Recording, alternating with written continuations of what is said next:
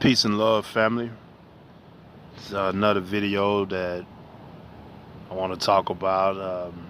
Welcome back to the channel, Making African Americans Great Again. And I say this channel is named MAGA not because I'm ripping off Trump, but because it was a time where here in America, us African American people, we were squared away. And despite the fact that it's a painful history we have here in terms of how our ancestors was brought to this land and treated like crap, we've endured a lot as a people, and we've set bars and we've set boundaries, or we've broken boundaries in everything we've ever been allowed to participate in. So when I say make African Americans great again, I'm talking about that time when we all dressed business casual. We all looked like we had important business to take care of. We carried ourselves with a certain amount of pride and our heads high. We supported one another. We supported businesses that was owned by other blacks. And I'm just thinking about with this economic shutdown, with the way things are shutting down, maybe it's time for us to get back to that.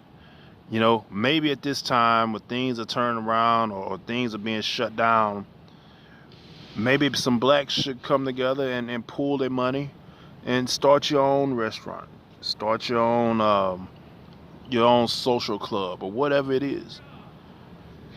It's a lot of things we could do to get ourselves back on track and back in the loop. I'm talking about establishing generational wealth.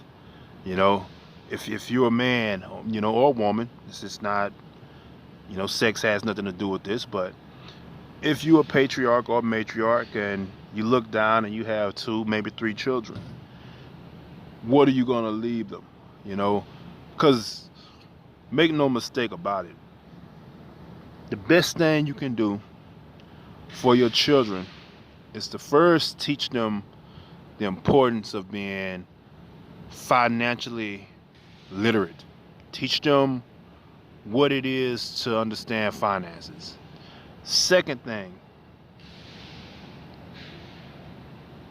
teach them not to be materialistic.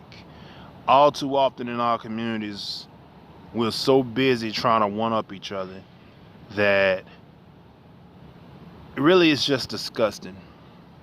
It's nothing wrong with a nice car and putting rims on your car if that's what you want.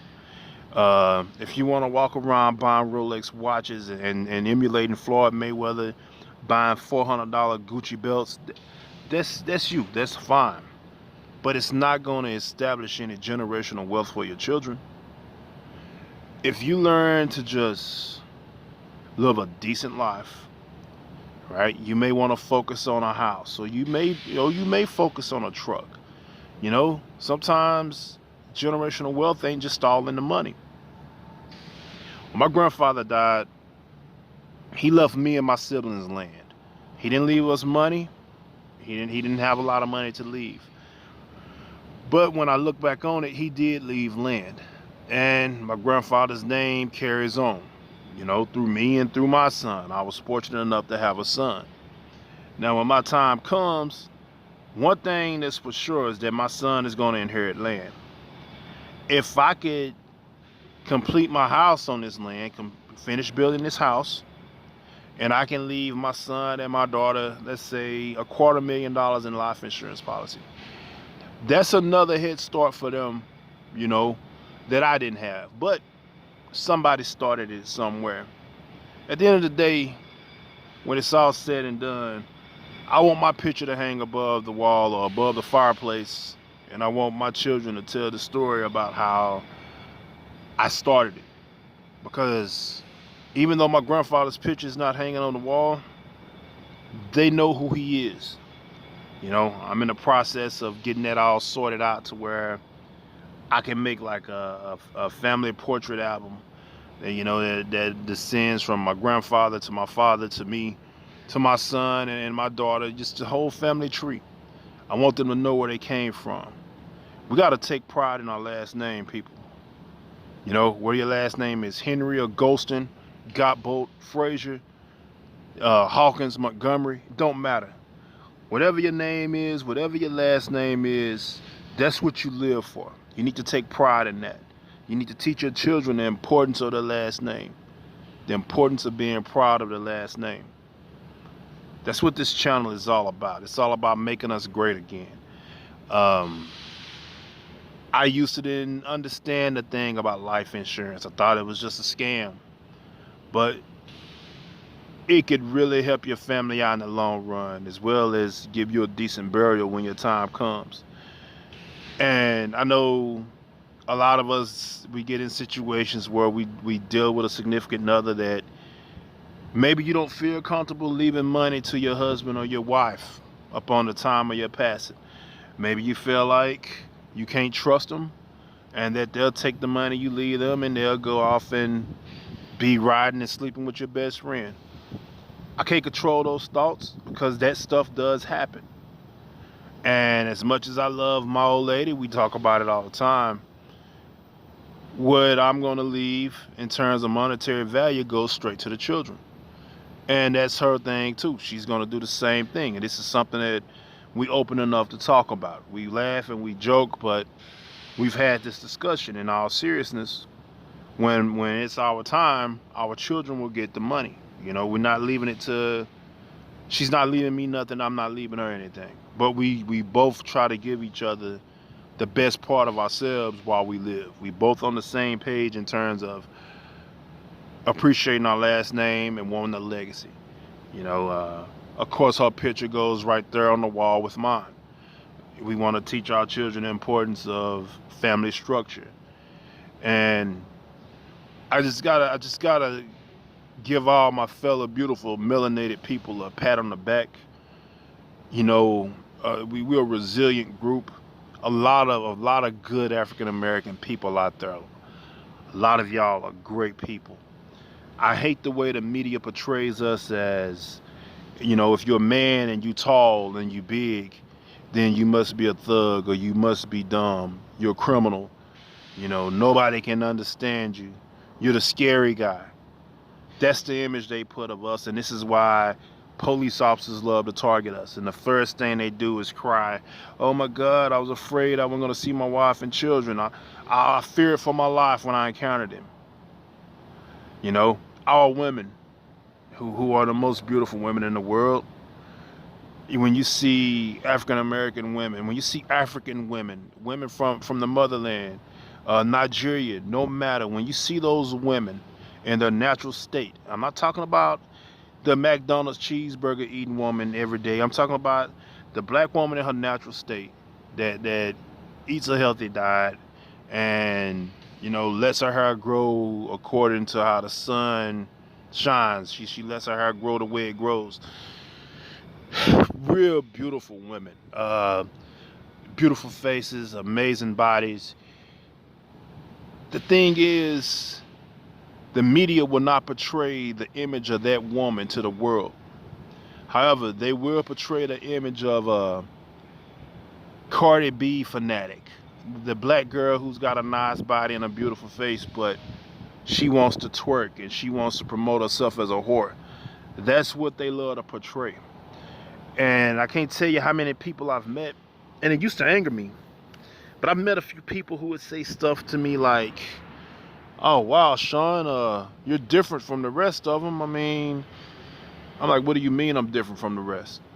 "Well, you know, other black people don't talk and act like you." I'm like, "Dude, you're a liar." Because I know 30 black men right now that act just the way I act. I know 30 black women right now that act the way I act. They not out dancing or twerking, and they beautiful people. You know, they don't have bad credit. They have it together. They're not out trying to date interracially. They date within their race.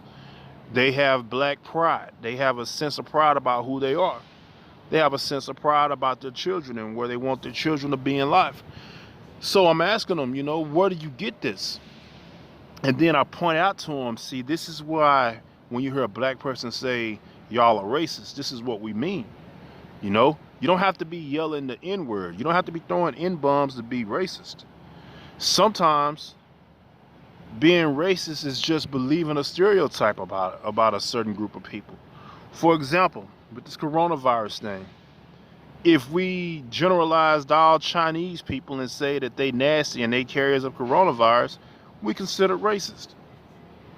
Never mind the fact that for years, syphilis, AIDS, HIV, Ebola, and 200 more things that I can't even name right now. Never mind that for the whole entire existence of those diseases, they've been called black diseases. The black people cause this. The black people are the carriers of this.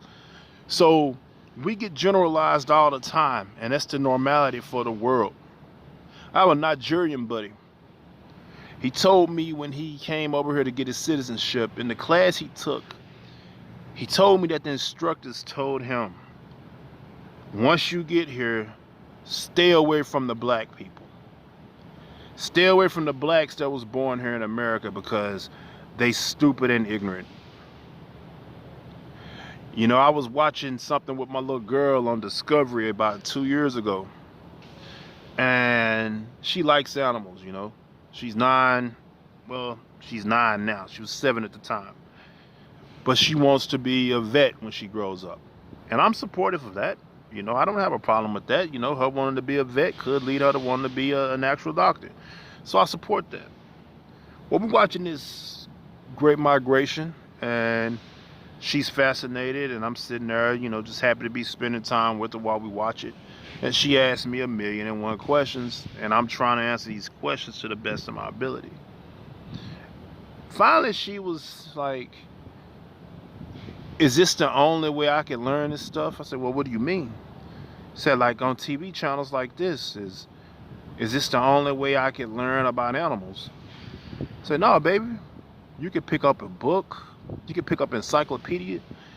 There's plenty of other ways you can learn about animals, but a light clicked on in my head.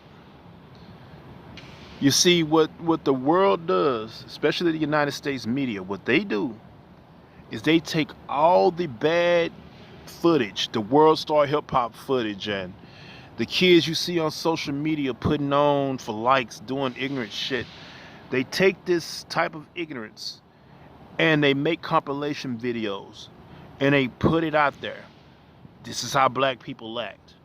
So if you want to learn about the Great Migration, go to Discovery. You want to learn about an ancient group of people that nobody ever knew existed and they just discovered them, Nat Geo. You want to learn how to cook, turn to HG Network. You know, you want to learn how to decorate a house, the same, HG Network. You want to know about black people? Yep. Just turn to BET or World Star Hip Hop or whatever the fuck it is they got going on these days. That's how they all act. And this is why I say we got to live above the image. You know, it's bad enough that you have decent, hard-working African Americans who go to work every day. They don't bother anybody. They invest. They do what they have to do to make ends meet for their families.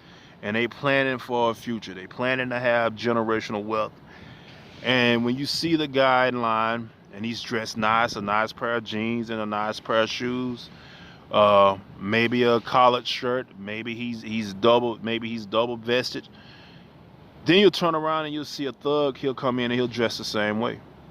Because in the name of swag, a lot of these guys want to look the part of a professional or sophisticated individual, but they still doing ignorant things. They still acting ignorant, portraying themselves as idiots. And this is why it's hard to distinct us.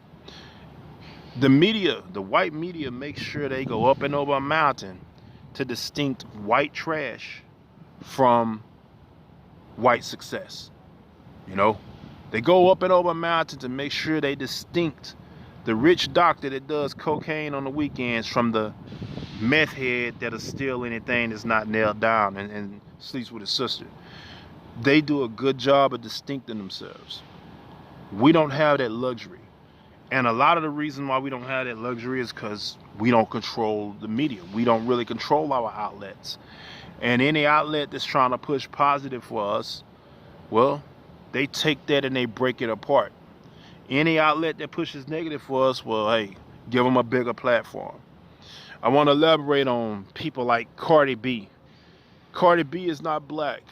She's a Hispanic woman, and while I'm not knocking her accomplishments, because it shows you that the more stupid and ignorant you are in rap, the more successful you're gonna be. It's our children that she's after, you know.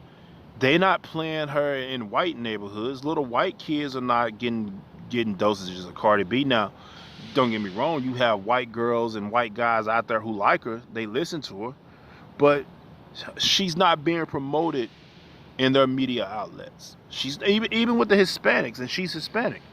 You know, she's not being promoted to little Hispanic Latina girls. She's not being promoted to them. They promote her in our community. You know, N-word this, N-word that every time you turn around. And while every now and then she will say something positive, she will try to be motivational. 90% of what she does is trash and crap, and our little girls eat it up. You know, 90% of what these rappers do is trash and crap, and our boys, our sons, they eat it up. And some of y'all may say, well, golly, he's waging a war against hip hop.